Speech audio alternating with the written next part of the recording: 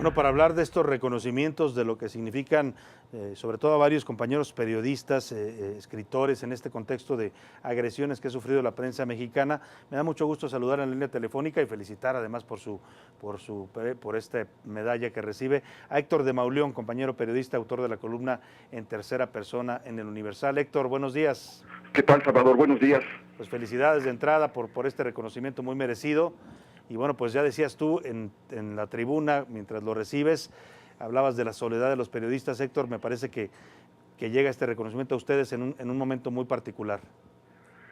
Sí, bueno, pues se da por razones, digamos, ajenas al periodismo, hasta donde entiendo. En la mayor parte de los casos es un premio que da la Asamblea cada año a personas que juzgan que han hecho una labor destacada en favor de la ciudad, del país. Hay músicos, hay escritores, fotógrafos, etcétera, científicos, etcétera.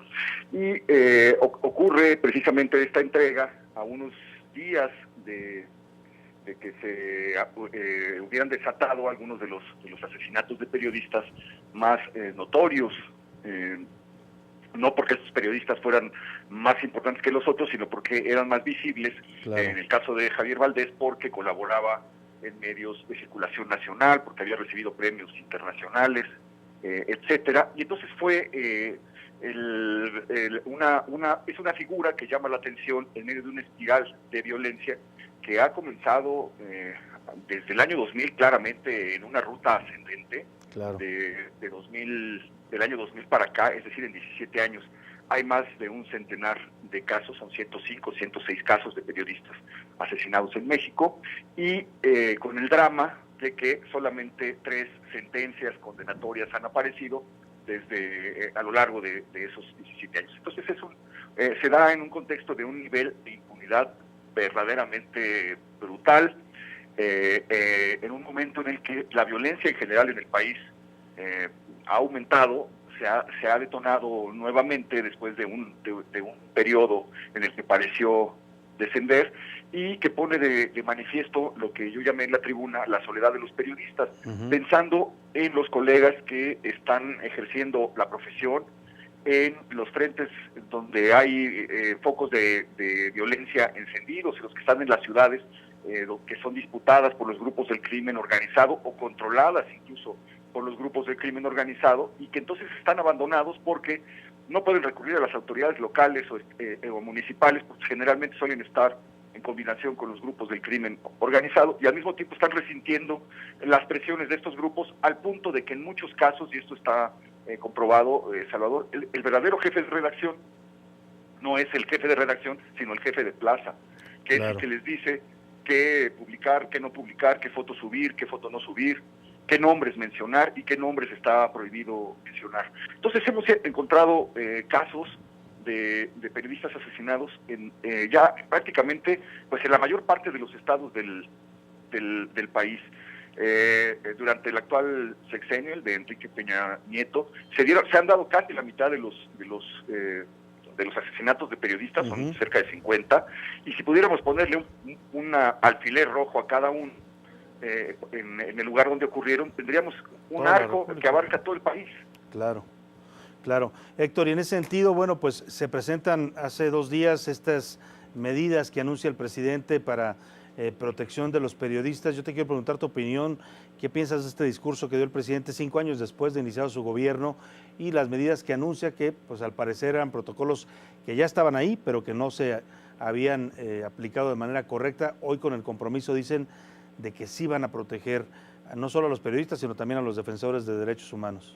Pues mira, es una respuesta a la presión de organismos de defensa de libertad de expresión de derechos humanos, a las presiones de organismos internacionales, y es una respuesta a los asesinatos recientes.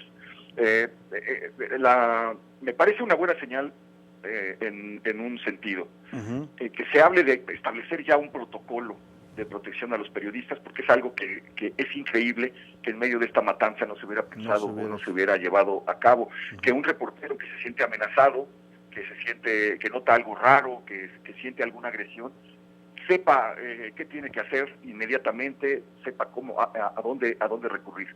Y luego, otra cosa positiva es el hecho de articular todo lo que estaba suelto. Porque en medio de esa soledad, de ese abandono, de esa vulnerabilidad, un periodista de alguna ciudad del norte, por ponerte un ejemplo, bueno, no sabía, no tiene claro a quién recurrir, porque como te decía, pero las autoridades estatales o locales no son confiables, no suelen resultarles confiables, y el hecho de articular y de acercar de algún modo instancias a las que puedan resolver con solvencia, con solidaridad, con prontitud, eso me parece una buena señal. El hecho de anunciar un aumento de presupuesto me parece también una buena señal, porque lo que habíamos visto desde el sexenio de Felipe Calderón para acá era la reducción del presupuesto de esos mecanismos. Claro. Entonces, esto me parece una buena señal. Lo malo es que no vaya a terminar nada más en un aumento de la burocracia, en la creación de nuevas instancias que ahí se van quedando, ya que se enfríe la noticia, la presión, se van quedando ahí como siempre abandonados. En ese sentido, yo creo que ya nos toca a los periodistas estar ejerciendo la presión y elevar el nivel de exigencia para que esto se pueda llevar a cabo. Y por otro lado, unificar al gremio, porque es un gremio, tú lo conoces bien, Salvador, muy dividido, disperso, dividido, polarizado, sumergido en pues muchas cosas. Quizás. Sí, muchos egos de por medio también, ¿no? Que es un medio que... Y mezquindades, ¿no? Mezquindades, así es, difícilmente se reconoce. Hola, ¿cómo estás, Héctor? Muy buenos días, Elene Ávila. Hola, ¿cómo estás, Elene? Gracias, bien. Oye, mira, pues tú mismo has vivido este tema de las amenazas, te has enfrentado con situaciones muy difíciles derivado de tu trabajo periodístico. ¿Qué opinas de que eventualmente pudieran los periodistas hacer un bloque, pudiéramos, para pedir la intervención de organismos internacionales? No sé, ahí habría que analizar la ruta jurídica para pedir el apoyo a través de algunas organizaciones como Reporteros Sin Fronteras, como Artículo 19. ¿Cómo ves el escenario ahí? Yo creo que eso siempre ha sido más positivo que negativo, a pesar de los defectos o de las tensiones, de las agendas que pueda traer eso, porque ya hemos visto que muchas veces estas organizaciones llegan con una agenda específica a ponerla en práctica. A pesar de eso, lo que van dejando, el saldo que queda, yo creo que es más positivo que negativo. Entonces, yo creo que en lo personal yo apoyaría el hecho de que una instancia internacional pudiera supervisar eso, porque pues la Fiscalía se creó hace 14 años.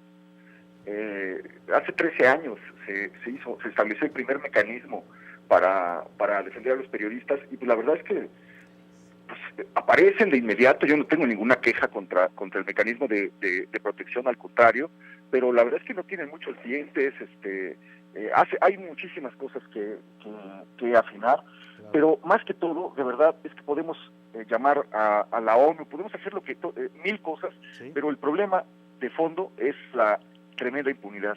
Si no se resuelve la tremenda impunidad, tú puedes poner un policía detrás de cada periodista que hay en México a cuidarlo, pero no se va a resolver el problema. O puede resolver el caso de Javier Valdés y presentar a los responsables, pero no se va a resolver el problema, porque mientras esté la idea de que en el 98.7% de las ocasiones tú puedes cometer algo, le puedes hacer algo a alguien, no solo a un periodista, prácticamente puedes cometer cualquier delito en el país. Claro, y no pasa nada. Sin que haya un castigo, sin que haya una responsabilidad. Entonces yo creo que más bien el asunto va, sin descartar lo otro, por el lado de esta tremenda impunidad se tiene que acabar de algún modo. Efectivamente, Héctor, pues todo nuestro reconocimiento, no solo a tu labor como periodista, sino también a lo que se te reconoce en la Asamblea, que es esta labor cultural que has realizado también a lo largo de los años, la difusión de la cultura en la Ciudad de México, que es una labor muy importante, dar a conocer toda la riqueza que tenemos en esta ciudad para el mundo, ¿no? Artística y culturalmente. Les agradezco muchísimo el espacio y les envío un fuerte abrazo. Igualmente, a ustedes, Héctor. Y a su auditorio. Muchas gracias, Héctor de Mauleón.